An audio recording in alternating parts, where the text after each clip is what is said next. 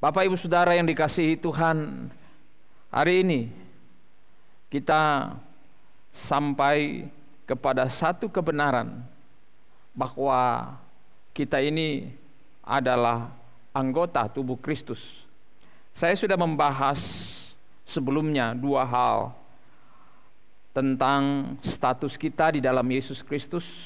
Sebagai gereja Tuhan, kita adalah keluarga Allah, dan yang kedua, kita adalah rumah Allah, tempat kediaman Allah, dan yang terakhir, kita adalah anggota tubuh Kristus. Kita telah menerima berkat-berkat rohani di dalam sorga, dan kita dibentuk menjadi jemaat Tuhan oleh karena karya Kristus di kayu salib yang kita imani. Dia telah mati bagi kita, Dia telah bangkit bagi kita, dan naik ke sorga menjamin kita. Sebab itu saudara, sebagai jemaat Tuhan atau sebagai gerejanya, Dia memilih saudara dan saya supaya kita tahu status kita dan tahu peran kita hari ini sampai kedatangan Tuhan. Kalau kita tahu status kita di dalam Tuhan sebagai gereja Tuhan, kita akan memperlakukan diri kita, kita akan menjalani diri kita, hidup kita di dalam Tuhan sesuai dengan tujuan kita ditempatkan oleh Allah yang telah menebus kita dengan darah anak domba Allah, supaya kita boleh berfungsi sebagaimana rancangan Tuhan. Nah, Bapak Ibu Saudara yang dikasihi Tuhan,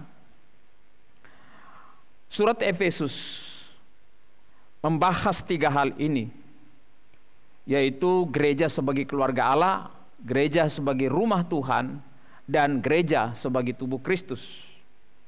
Dalam Efesus pasal 2, saya ingin baca mulai ayat 15 sampai 16. Ayat 15, sebab dengan matinya sebagai manusia, Ia telah membatalkan hukum Taurat dengan segala perintah dan ketentuannya, untuk menciptakan keduanya menjadi satu manusia baru di dalam dirinya, dan dengan itu mengadakan damai sejahtera. Ayat 16, dan untuk memperdamaikan keduanya di dalam satu tubuh dengan Allah oleh salib, dengan melenyapkan perseteruan pada salib itu. Bapak Ibu Saudara, Tuhan selamatkan kita dengan cara Dia mengambil peran kita. Ia telah datang untuk menggenapi seluruh tuntutan-tuntutan hukum Taurat tanpa terkecuali. Mengapa Dia lakukan seperti itu? Karena Dia tahu tidak ada manusia, bahkan saudara dan saya, para nabi, para rasul, yang bisa hidup sempurna mentaati seluruh hukum-hukum Tuhan. Tidak ada. Kenapa seperti itu? Karena tidak ada manusia yang sempurna. Semua manusia berasal dari dosa. Dan Roma 3 ayat 23 katakan semua orang telah kehilangan kemuliaan Allah.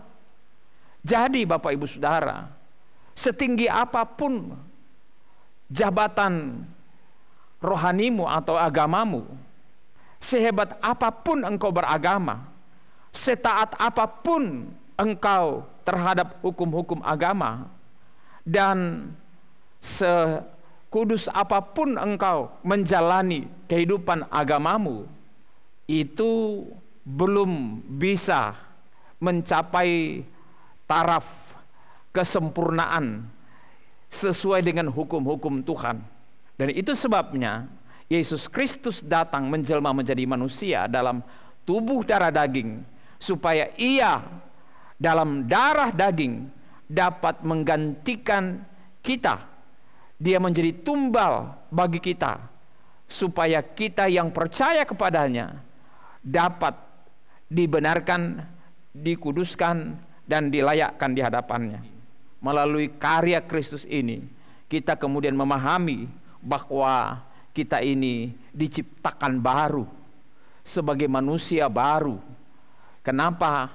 Karena kita ini adalah orang-orang yang hidup di dalam dosa, dikuasai oleh tabiat dosa, dan tidak mampu hidup secara benar dengan sempurna.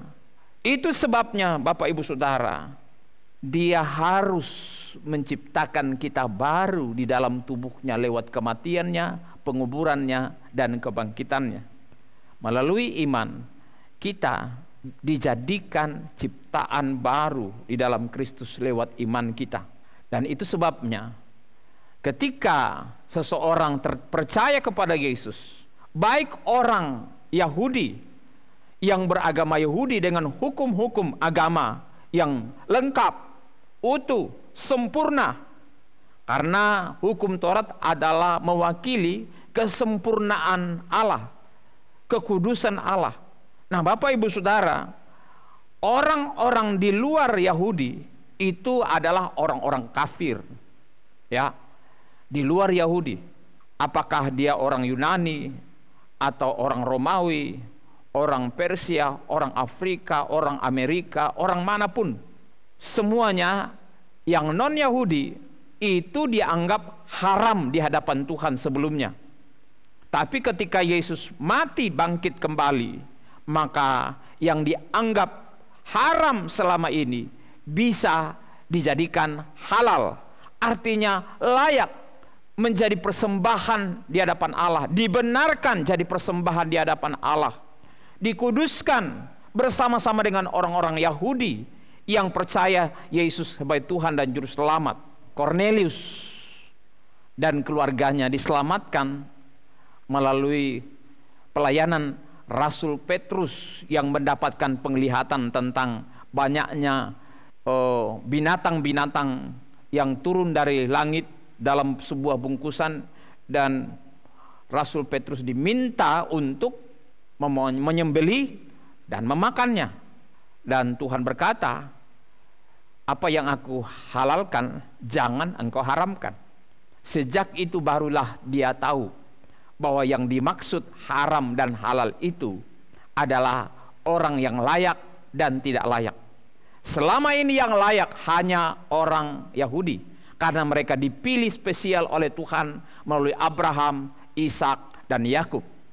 Nah, Bapak Ibu Saudara, saya tidak akan membahas itu panjang lebar, tetapi yang ingin saya sampaikan malam hari ini adalah bahwa siapapun saudara, ketika saudara menerima Dia sebagai Tuhan dan Juru Selamat, kita semua adalah orang-orang haram, orang-orang kafir, tetapi diberi anugerah oleh Tuhan untuk menjadi bagian daripada rancangan Allah sejak semula dari Abraham, Ishak, dan Yakub. Kita diciptakan baru sehingga kita bisa menyatu dengan bangsa Yahudi yang adalah bangsa pilihan. Sekarang kita juga adalah bangsa pilihan. Seperti kata Rasul Petrus dalam 1 Petrus 2 ayat 9, kamu adalah bangsa yang terpilih, imam-imam yang berkerajaan. Saudara dan saya, kita adalah orang-orang yang dipilih di dalam Kristus Yesus.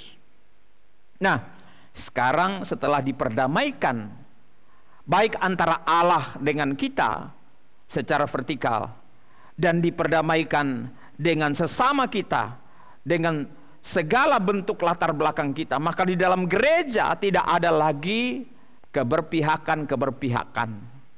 Semua adalah sama, saudara, satu darah di dalam Kristus, satu tubuh di dalam Kristus. Ayat 16 katakan, untuk memperdamaikan keduanya di dalam satu tubuh dengan Allah oleh salib, melenyapkan perseteruan pada salib. Jadi semua kutuk pertentangan haram halal itu ya diselesaikan oleh Yesus di kayu salib dengan Ia berkorban satu kali untuk semua, satu untuk semua. Itulah karya Kristus, korban Kristus di kayu salib bagi kita.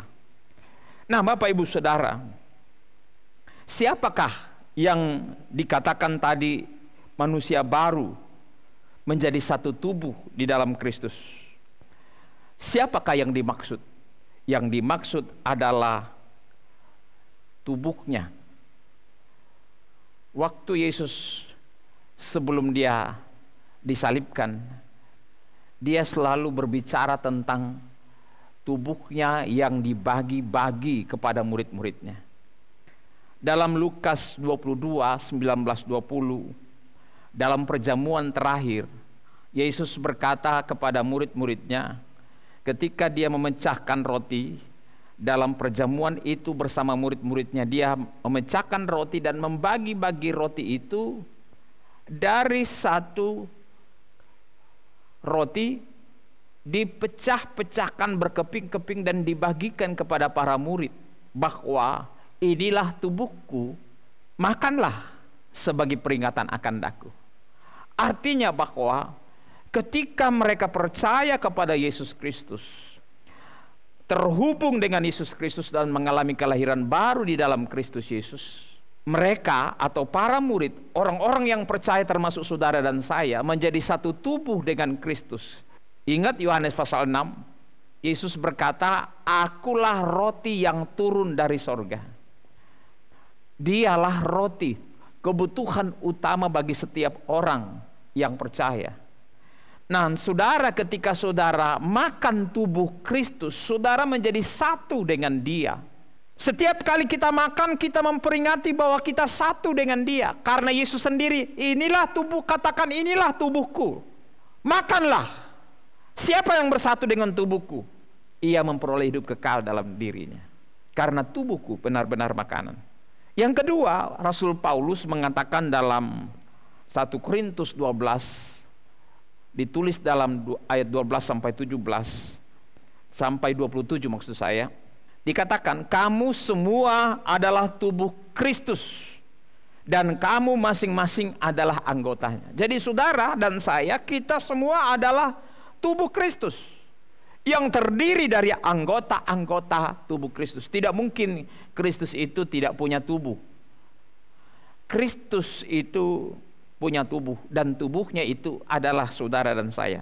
Memang dia sudah naik ke sorga, tapi rohnya tinggal di dalam tubuh manusia yang percaya, murid-muridnya, pengikut-pengikutnya. Mereka adalah orang-orang yang terhubung dengan Kristus dan diberi kehormatan, kepercayaan untuk tinggal di dunia dan berfungsi di dunia sebagaimana layaknya tubuh bagi manusia, bagi kepala. Dan mari coba kita perhatikan dalam 1 Korintus 6, Rasul Paulus menjelaskan bahwa setelah kita disucikan, dikuduskan, dibenarkan, kita menjadi satu dengan Tuhan. Ayat 11, 1 Korintus 6. "Tetapi kamu telah memberi dirimu disucikan, kamu telah dikuduskan, kamu telah dibenarkan dalam nama Tuhan Yesus Kristus dan dalam roh Allah kita." Perhatikan ini baik.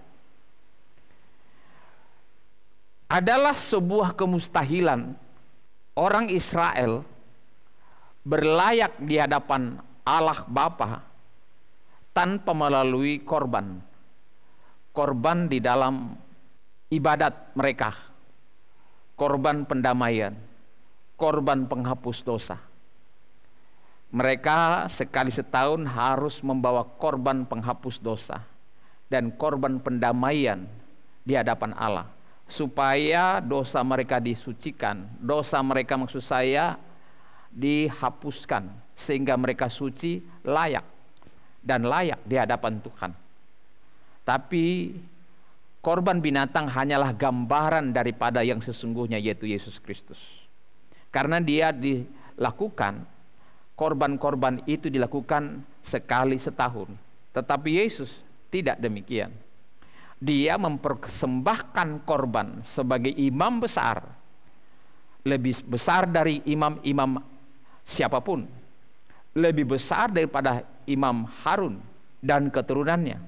Dia mempersembahkan darahnya sendiri, supaya ketika dia mempersembahkan korban darahnya sekali untuk selama-lamanya, dikatakan kita disucikan, kita dikuduskan dan dibenarkan dan oleh Yesus Kristus dan dalam Roh Allah. Bapak Ibu Saudara, kalau saudara tidak dibenarkan, tidak dilayakkan, tidak dikuduskan, tidak mungkin saudara bisa satu dengan Yesus Kristus. Tidak mungkin. Kenapa? Karena kita ini haram. Kenapa? Karena kita najis. Kenapa? Karena kita kafir. Kenapa? Karena kita ini adalah manusia yang tidak sempurna. Mana bisa Allah yang sempurna menjadikan kita bagian daripada dirinya. Tapi ketika kita percaya kepada Yesus, kepada karyanya di kayu salib, yang telah berkorban sekali untuk selama-lamanya, saudara dikuduskan, saudara dilayakkan, saudara dibenarkan, sehingga saudara menjadi satu roh dengan Allah. Sebagaimana anggota-anggota tubuh kita satu dengan kepala, hidup dari kepala, diperintah oleh kepala, dihubungkan oleh sendi-sendi, sel-sel, saraf-saraf dan sebagainya, otot-otot, tulang dan sebagainya. Saudara, begitu juga dengan kita bersama Kristus. Yesus adalah kepala, dia ada di sorga, dia sudah naik ke sorga, tetapi dia tetap ada bersama-sama dengan saudara. Dia tinggal di dalam saudara, bersatu dengan saudara, dan saudara adalah anggota tubuhnya yang ditempatkan di Indonesia, di daerah-daerah dimanapun saudara berada, di berbagai denominasi gereja. Ayat 17, siapa yang mengikatkan dirinya pada Tuhan lewat iman kepada Kristus Yesus, percaya kepada karyanya, menjadi satu roh dengan dia. Saudara yang dikasihi Tuhan, saudara menjadi satu roh dengan Tuhan. Dan itu sebabnya saudara layak menjadi anggota tubuh Kristus yang ditempatkan di Makassar, di Manado, di Toraja, di Medan, di Australia, di Malaysia, di Kalimantan, di Papua, di Jawa, di mana-mana. Saudara adalah anggota-anggota tubuh Kristus yang diikat oleh Roh Allah, menjadi satu di dalam Roh Allah. Dalam Roma 12, Rasul Paulus kemudian menjelaskan, demikian juga kita walaupun banyak adalah satu tubuh di dalam Kristus, tetapi kita masing-masing adalah anggota yang seorang terhadap yang lain. Karena sama seperti tubuh itu satu dan anggota-anggotanya banyak, dan segala anggota itu sekalipun banyak merupakan satu tubuh, demikian pula Kristus. Jadi saudara, jelas kita satu tubuh di dalam Kristus bersama orang-orang yang sudah ditebus oleh darah anak domba Allah, termasuk saudara dan saya. Nah, di dalam gereja lokal, mari kita memahami kebenaran ini secara lebih teknis. Kita memahami kebenaran ini dengan gaya hidup kita berjemaat. Apabila saudara tidak memahami kebenaran ini, maka saudara akan menjadikan gereja hanya sekedar perkumpulan atau tempat pesta. Saudara tidak mengalami apa yang disebut anggota tubuh Kristus yang terikat kepada anggota tubuh yang lain.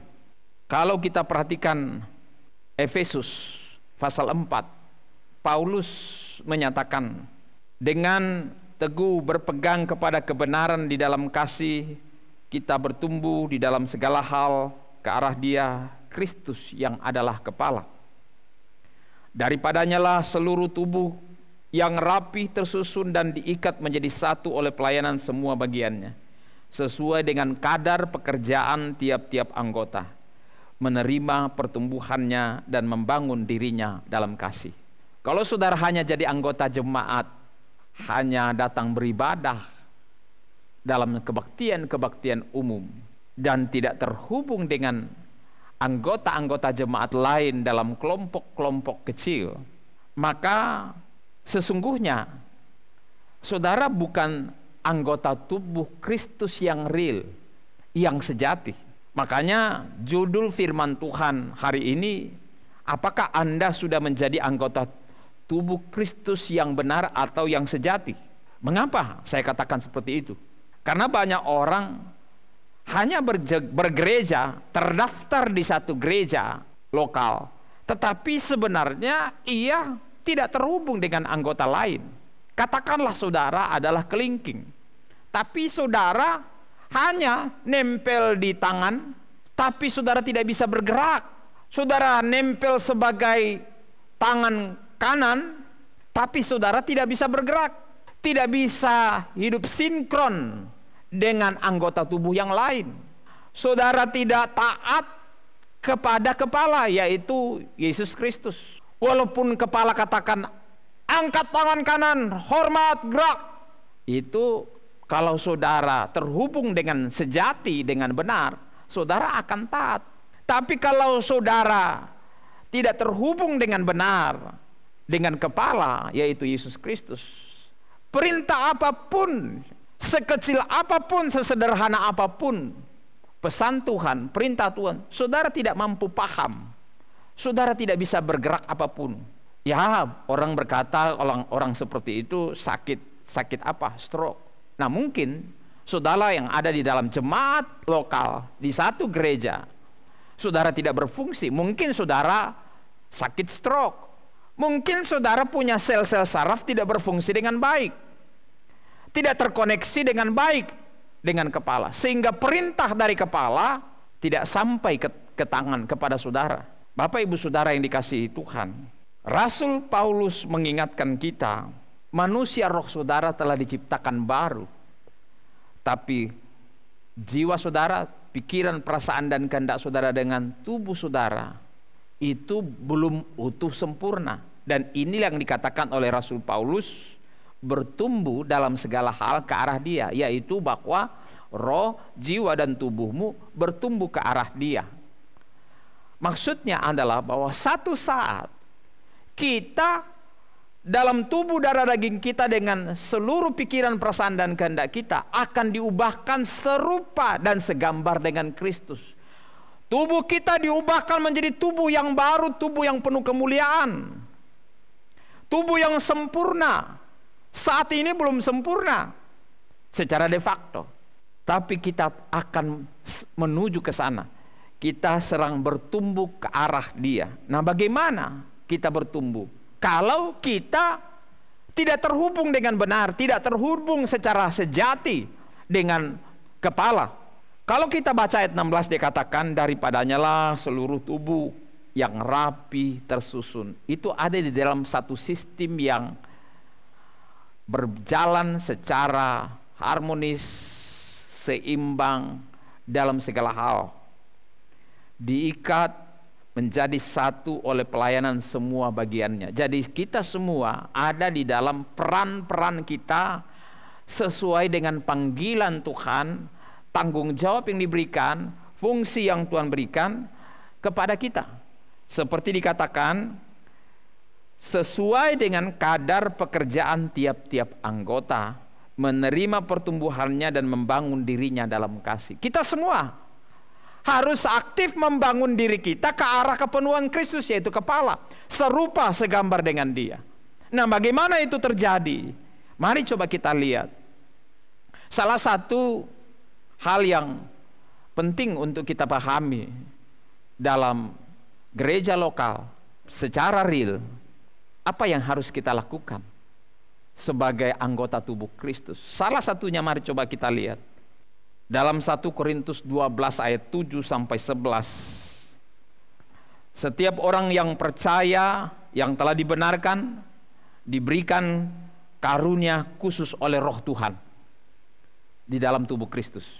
Tidak ada jemaat yang ada di dalam tubuh Kristus, saudara dan saya, entah saudara masih muda, masih remaja, atau sudah tua, saudara punya karunia khusus.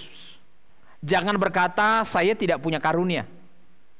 Dalam pemahaman gereja konvensional, mungkin saudara memahami bahwa peran saya adalah datang ke gereja. Peran saya adalah berdoa di rumah. Peran saya adalah membawa persembahan. Apakah memang demikian? kita harus memahami ini bahwa banyak peran-peran yang Tuhan berikan kepada kita di dalam tubuh Kristus. 1 Korintus 12 ayat 7 sampai 11 dengan singkat saya akan sampaikan. Yang pertama, peran gereja atau jemaat sebagai anggota tubuh Kristus di dalam satu gereja lokal atau gereja secara korporat, yaitu berkata-kata dengan hikmat atau berbicara dengan wibawa. Saudara tahu, kata-kata hikmat atau kata-kata yang berwibawa menyampaikan pesan-pesan Tuhan itu harus ada di dalam jemaat seharusnya. Tapi kenapa di dalam jemaat hanya ada 1, 2, 3, syukur kalau ada beberapa. Dan itu perannya terbatas hanya seputar mimbar gereja. Kenapa karunia berkata-kata dengan hikmat ini hanya pada orang-orang tertentu? Kenapa? Karena panggung tidak cukup. Kalau gereja hanya fokus kepada ibadah raya, kebaktian-kebaktian, peran ini sulit terjadi. Tapi ketika saudara ada di dalam komunitas, dan dalam komunitas itu saudara mengembangkan karunia-karunia saudara, mulai bercerita tentang Yesus, bercerita tentang kebenaran, dan kemudian bercerita tentang pengalaman-pengalaman saudara dengan Yesus kepada orang lain, maka akan muncul dengan sendirinya karunia berkata-kata hikmat itu. Kenapa? Karena panggung saudara ada, tercipta dalam kelompok kecil. Banyak kebaktian-kebaktian rumah tangga, banyak juga komsel-komsel, tetapi hanya ada 1 orang, hanya ketua saja, gembala komsel saja atau gembala area saja yang berperan. Tapi yang lain malu, saya tidak punya karunia. Kapan saudara tahu bahwa saudara bisa bawa mobil, bawa motor, bawa sepeda? Kalau saudara tidak pernah mencoba, kalau saudara tidak memulainya. Bapak Ibu, begitu juga dengan karunia-karunia yang lain. Karunia berkata-kata dengan pengetahuan atau hikmat kecerdasan untuk menjelaskan tentang Allah atau tentang kebenaran, itu saudara bisa jalankan itu, saudara bisa aktifasi karunia saudara, saudara bisa lakukan secara nyata dalam saudara berjemaat sebagai anggota tubuh Kristus di dalam kelompok-kelompok kecil. Dan itulah panggung-panggung saudara. Jangan selalu berpikir bahwa panggung saya adalah dalam kebaktian-kebaktian umum atau kebaktian rumah tangga. Banyak kebaktian-kebaktian rumah tangga dilakukan, tapi itu hanya orang-orang tertentu yang berbicara secara satu arah. Bapak Ibu Saudara yang dikasihi Tuhan, ada 9 karunia, peran, tanggung jawab yang harus dikerjakan oleh anggota tubuh Kristus supaya membawa pertumbuhan ke arah kepenuhan Kristus dan keserupaan dengan Kristus. Ada karunia iman juga, ada kuasa untuk menyembuhkan juga, kuasa untuk mengadakan mujizat atau keajaiban, kuasa untuk memberitahukan rencana-rencana Allah atau nubuat, kesanggupan untuk membeda-bedakan mana karunia yang dari roh Allah dan mana yang bukan, membedakan roh, kesanggupan untuk berbicara dengan berbagai bahasa ajaib atau bahasa roh, kesanggupan untuk menerangkan arti bahasa roh atau menafsirkan bahasa roh.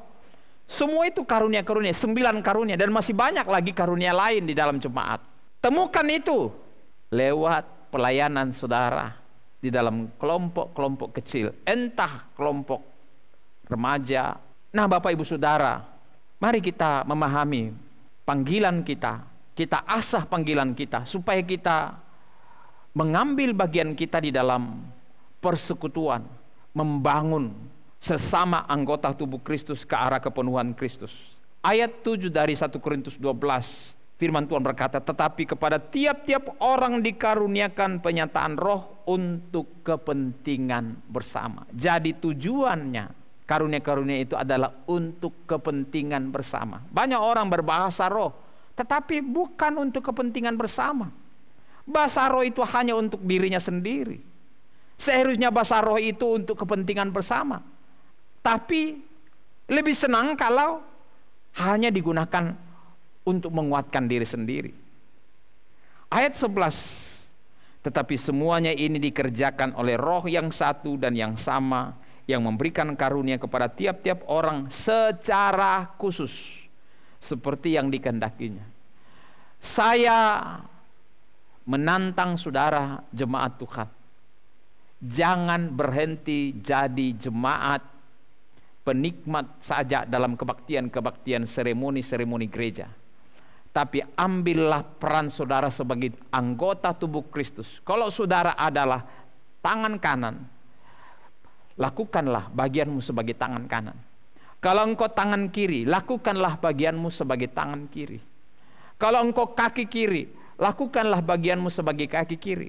Kalau engkau tangan kanan, kaki kanan, lakukanlah bagianmu sebagai kaki kanan dengan segala fungsinya.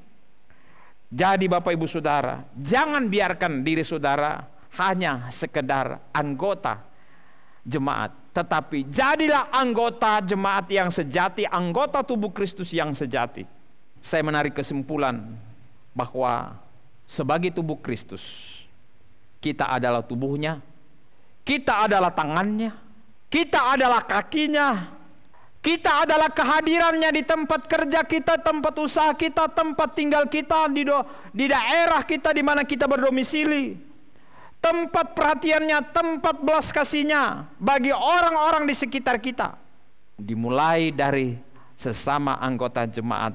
Gereja bukanlah sekedar tempat kebaktian, tapi gereja adalah orangnya. Amin. Saudara adalah gereja Tuhan, anggota tubuh Kristus. Semoga kita semua memahami peran kita dan mengaktifasi peran kita, mengasah peran kita, supaya kita menjadi anggota tubuh Kristus yang sejati. Tuhan memberkati. Amin.